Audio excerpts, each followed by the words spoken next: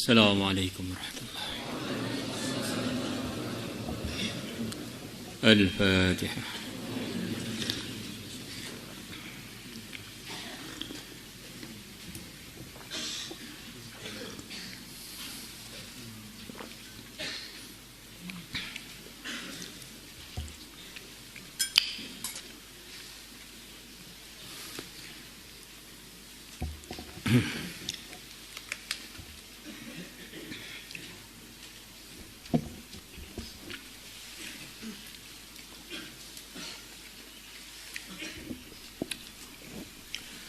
بسم الله الرحمن الرحيم.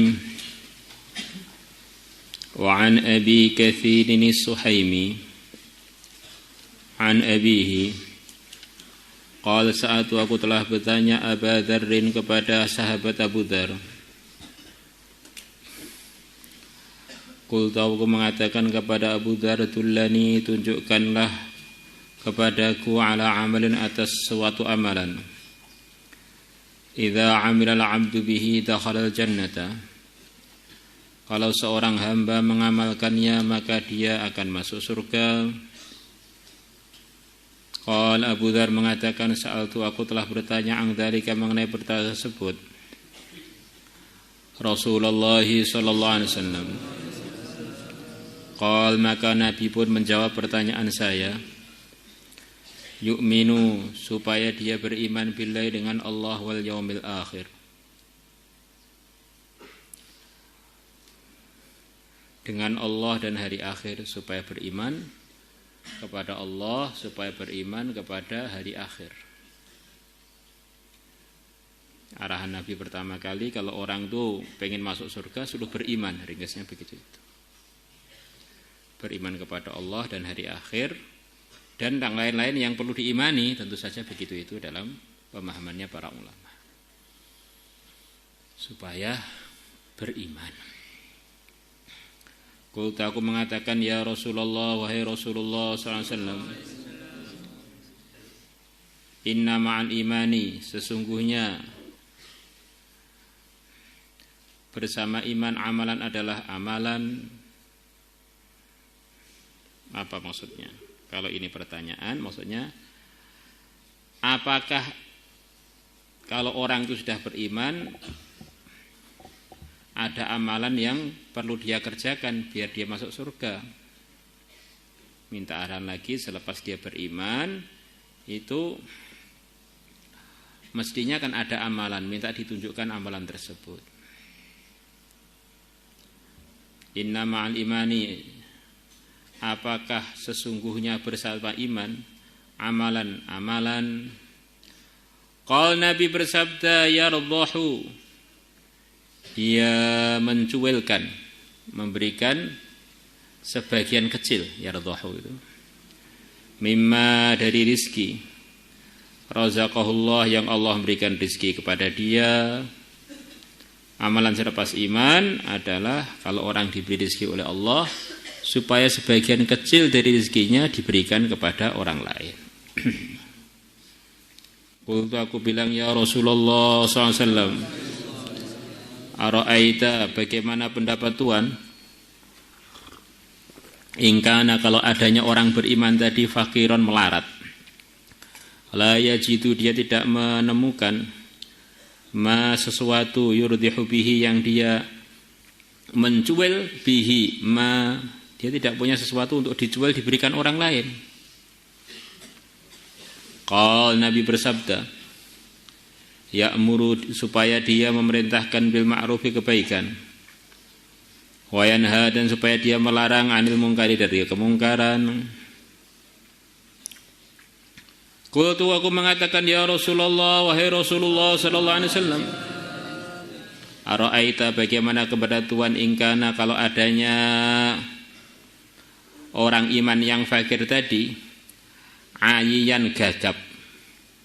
Ayan itu maksudnya tidak mampu lah begitu.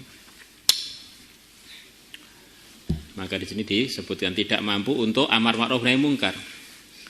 La yastati'u, dia tidak mampu, ayya'mura, untuk memerintah bil ma'rufi, kebaikan, wa yanha 'anil munkar. Selain iman, suruh infakkan harta enggak mampu. Suruh amar ma'ruf nahi mungkar enggak mampu. Terus gimana lagi? Qal Nabi bersabda, yasna'u dia berbuat baik li akhraqa kepada orang-orang yang tidak pandai. Akhraq itu orang pandir, orang mungkin karena enggak belajar sangat terbatas pengetahuannya yang perlu diperhatikan ya, supaya memperhatikan orang-orang yang kurang yang terbelakang pendidikannya lah, kurang lebih begitu akhlak.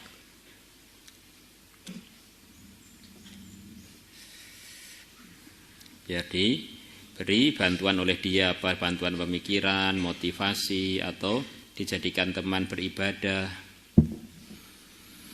Ara'aita bagaimana ketentuan ingkana kalau adanya si fakir yang ayi tadi enggak punya rizki lagi. Akhraqa dia sendiri adalah orang yang terbelakang itu. Kalau dia sendiri udah ya enggak punya duit, enggak bisa amar nahi mungkar, kemudian enggak bisa berbuat baik kepada akhraq, dia sendiri akhraq. Qultu aku mengatakan yu'inu, kalau dia ini akhraq, yu'inu supaya dia ini membantu maghluban orang yang maghlub, orang yang sedang diberi ujian sampai dia enggak mampu untuk menanggulangi ujiannya itu. Diberi ujian sampai dia ini benar-benar dikalahkan dengan ujian yang datang. Istilahnya maghlub. Contohnya apa? Banyak. Ada orang naik sepeda motor membawa beban 1 kental karena dia naik sepeda motor mampu bawa. Kemudian sepeda motornya guling. Kalau dia sendiri ngangkat 1 kental nggak mampu, paling mampunya paling 25 kilo. Nah, tadi bisa mampu tuh karena ada sepeda yang nggak guling tadi. Nah, ini termasuk contohnya maghlub. Kemudian kita bantu ngangkatkan barangnya tadi. Itu maghlub yang secara bawa barang. Ada lagi orang ini keselio atau bagaimana sampai dia ini nggak mampu berjalan, terus kita gendong. Ini termasuk maghlub juga. Orang yang didatangi satu ujian sampai dia ini nggak mampu tanpa bantuan orang lain untuk menanggulangi ujian yang datang. Qal Abu Dzar tanya lagi, ara'aita bagaimana pendapat Tuhan in kana dhaifan kalau adanya si akhraq tadi? Muslim, fakir, ayi, akhraq bisa. Jadi ringkasnya ini Nabi memberikan semangat kepada umatnya ini, asalkan sudah beriman tuh cara untuk cari surga itu ada aja jalannya sebetulnya.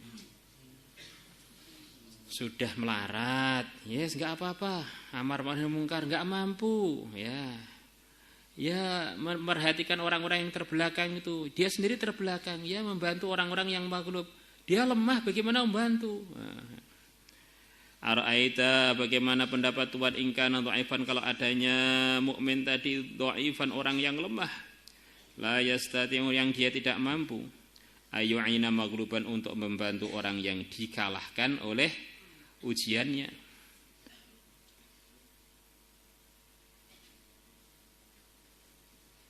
Qal maka Nabi menjawab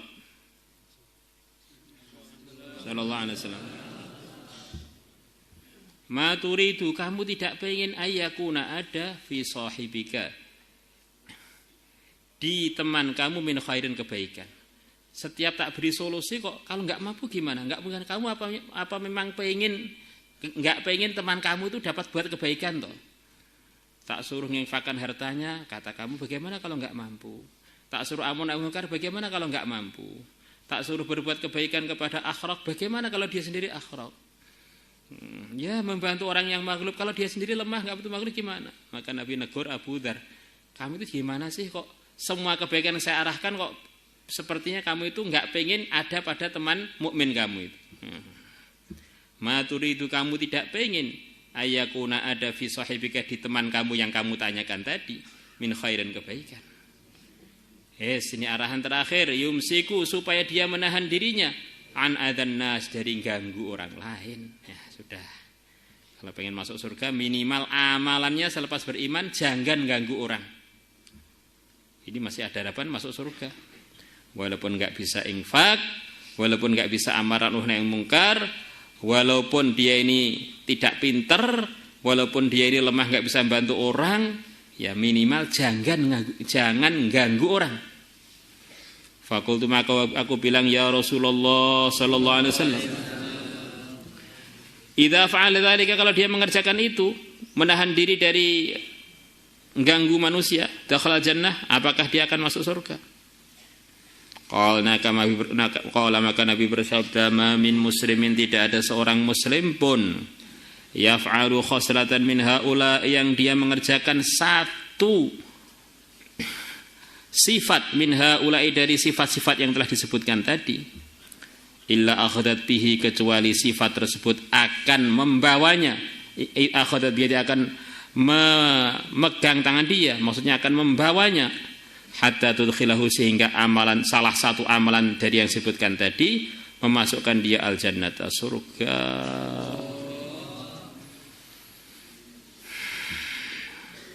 Rawahu Tabarani bi isnadin sahih wa Ibnu Hibban wal Hakim wa qala sahihun ala syartil Bukhari.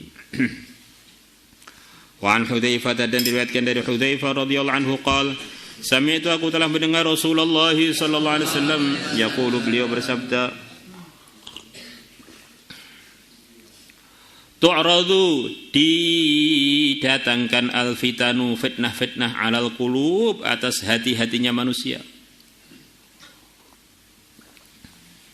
Di ujian itu ada ujian mata, bisa ghadul basar apa tidak, ujian telinga, bisa memalingkan dengar hal-hal yang tidak diridhoi Allah apa tidak, ada ujian mulut, bisa menjaganya dari hal yang dimurkai Allah apa tidak, ujian anggota tubuh digunakan untuk ridhonya Allah apa tidak. Ada lagi ujian hati. Di antara ujian hati itu didatangi macam-macam fitnah. Di hati kita ini ada ujian, didatangi macam-macam ujian yang tidak tampak. Lah fitnah itu apa? Di antara artinya fitnah adalah semua perkara yang menyebabkan hati kita menjauh dari ridhonya Allah. Itu macam-macam. Betian di hati yang menyebabkan kita jauh dari agama. Macam-macam jenisnya. Mungkin diberi bisikan oleh matanya, kupingnya, atau bacaannya. Ini ngeluyur di sana itu ada hal yang mengenakkan nafsu. Ada lagi bolos itu ternyata nyamannya setengah mati. Ternyata maksiat itu nikmat dan tidak mendatangkan kecuali kebahagiaan. Terus macam-macam bisikan itu datang pada hati kita. Kal hasiri, seperti tikar. Tikar zaman dulu ini dibentuk dari anyaman-anyaman. Udan, satu helai. Jadi datangnya ujian pada hati itu seperti anyaman tikar itu, datang satu persatu, satu. Kalau nggak digubris ya nggak jadi anyaman. Kalau digubris jadi 2, digubris jadi 3, digubris jadi 4. Akhirnya jadi hati kita ini tertutup dengan fitnah, tertutup dengan tikarnya fitnah tadi, kumpulan fitnah. Fa ayu qalbin, maka mana saja hati usyribaha, yang dia dikesankan dengan fitnah, diminumi fitnah, maksudnya dicintakan pada fitnah, terkesan dengan fitnah, menggubrisnya. Nukitat, maka akan dititik fihi, dalam hati yang terkesan dengan fitnah, nuktatun sauda, satu titik yang hitam. Jadi kalau orang terkesan dengan satu fitnah, dia nggak lulus, langsung hatinya ada titik hitam. Wa ayu qalbin angkaraha, dan mana saja hati angkaraha, yang dia mengingkari fitnah yang datang pada hatinya, nukitat, maka akan dititik fi dalam hati yang mengingkari fitnah tersebut, nuktatun baidha, satu titik yang berwarna putih. Tambah dia mengingkari, maka tambah terang, akhirnya hatinya terang benderang. Kadang-kadang kita ini sepertinya dalam majelis kebaikan, tapi hati kita ini tiba-tiba teringat mantan pacar. Akhirnya sepertinya ngaji, tapi ternyata menikmati kemaksiatan. Saya dulu pernah ngeluyur, saya dulu pernah di sarangan bareng, saya pernah Jadi akhirnya hatinya itu isinya terkesan dengan fitnah tadi. Nanti tambah lagi mikir apa terus. Jadi hati yang tidak dihisab betian-betian di hati itu adalah betian buruk yang langsung kita tolak. Tetapi hisaan buruk kemudian kok kita terima dan kita nikmati, bahkan kita renungi, bahkan kita kembangkan, itulah namanya kemaksiatan hati. Jadi hati itu mirip seperti anggota tubuh yang luar ini. Semacam merasa punya kemampuan untuk menolak dan untuk menerima. Seperti mata ini.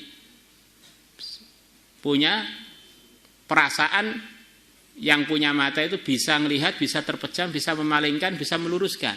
Hati begitu juga.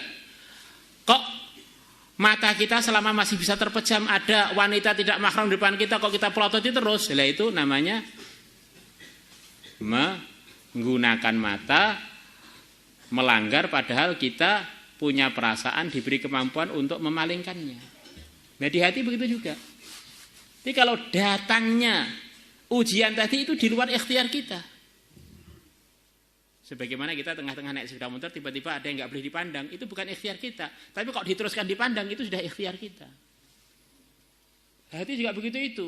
Ada betian pengen maksiat, itu betian itu bukan ikhtiar kita. Tapi kalau kita teruskan, iya ya, enak ya. Nah, inilah yang menerimanya, inilah usribaha. Maka la yukallifullahu nafsan illa wus'aha. Ini maksudnya adalah Allah tidak membebani jiwa kecuali kemampuan yang Allah berikan pada jiwa itu. Maksudnya urusan hati, kalau kita perasaan kita punya kemampuan untuk menolak, kalau nggak nolak ya maksiatnya hati. Urusan mata juga, urusan telinga juga. Wong kita bisa nutup dari musik, kok kita malah menikmati musik, dan seterusnya. Kalau kita nolak, pahalanya nukitat fihi nuktatun baydha. Hatta tasira, sehingga hati-hatinya manusia ala qalbaini, atas dua hati. Ala abyadha, atas lebih putih, misri sofa, seperti batu putih. Fala tadurruhu fitnah, maka fitnah tidak membahayakan dia. Madamatis samawati wa ardu, selama langit dan bumi masih ada. Hati-hati yang tidak menggubris godaan-godaan tadi akhirnya jadi putih seperti batu sofa. Ini batu sofa, batu putih yang kokoh. Mau diterpa angin panas, angin dingin, mau diterpa macam-macam ujian, tetap aja warnanya putih. Ya.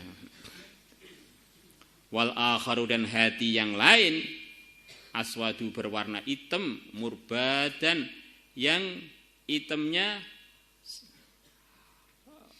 bercampur dengan warna debu, hitam ke coklat-coklatan semacam begitu itu.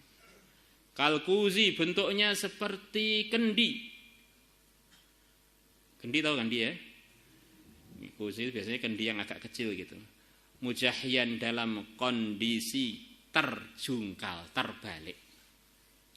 Di hatinya itu kalau orang nerima fitnah terus nikmati maksiat-maksiat hati tadi, ini hatinya menjadi hitam dan seperti wadah terbalik, seperti gelas terbalik. Nah kalau gelas terbalik, dinasihati di kelas enggak terkesan, dinasihati siapa enggak terkesan, dinasihati Rasulullah pun enggak terkesan, hatinya terbalik kok.